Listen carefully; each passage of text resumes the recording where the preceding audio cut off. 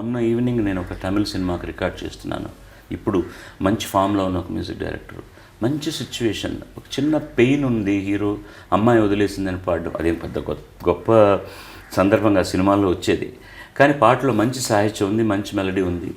అది ఎమోట్ అయి పాడుతుంటే, సార్ ఎమోషన్ నక్కర్లేదు సార్, ప్లెయిన్గా పాడేయండి అన్నారు.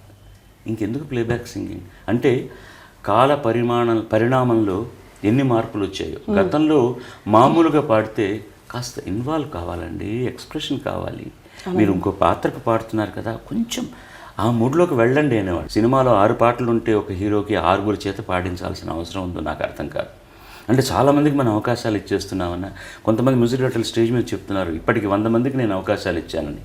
100 మందిలో ఎంతమంది నిలబడ్డారు? మన ఇండియన్ ఐడల్ జరిగింది కదండి, శ్రీరామ్ వచ్చాడు, మనం అందరం చాలా గర్విస్తున్నాం.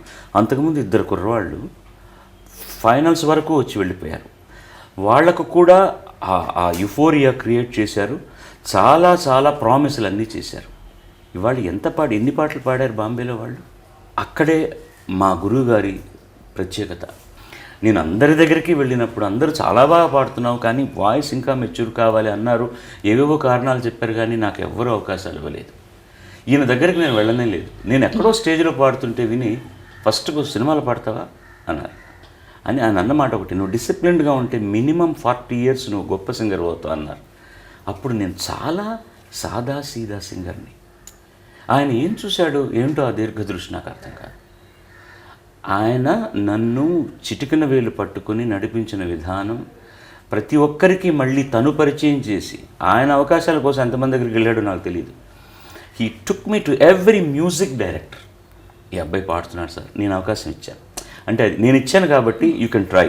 అలా ఒక మంచి టాలెంట్ని అనుకున్న వాళ్ళని తీసుకుని వాళ్ళకి ఎక్కువ అవకాశాలు ఇచ్చి, వాళ్ళకి నేర్పించి, వాళ్ళను తీర్చిదిద్దడం అనేటటువంటిది జరగట్లేదు ఇప్పుడు. సార్ ఇప్పుడు కూడా మీరు తొలినాళ్ళు గుర్తు చేసుకుంటూ ఉంటారా? మీ 100% బిగినింగ్ డేస్ పాటలు వింటుంటే నాకు చాలా చికాకేస్తుంది. ఇలా పాడినా కూడా ఈ పరిశ్రమ భరించి నాకు ఎందుకు అవకాశాలు ఇచ్చింది? అది కనుక ఇవ్వకపోతే నన్ను నేను కరెక్ట్ చేసుకోవడానికి చాలా అవకాశాలు తక్కువ వచ్చేది. మీరు సుశీల గారు పాడుతున్నప్పుడు ఇప్పుడు చూడండి, చా వచ్చినప్పుడు ఆవిడ ఈ దవడ ఎక్కువగా మూవ్ చేస్తారు, జా అంటారు ఎక్కువగా.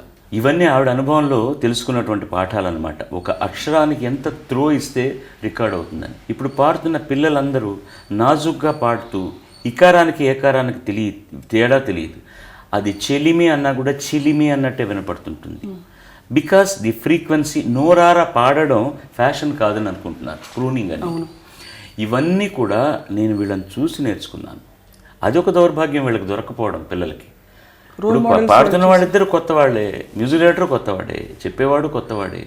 ఏం దొరుకుతుంది వాళ్ళకి?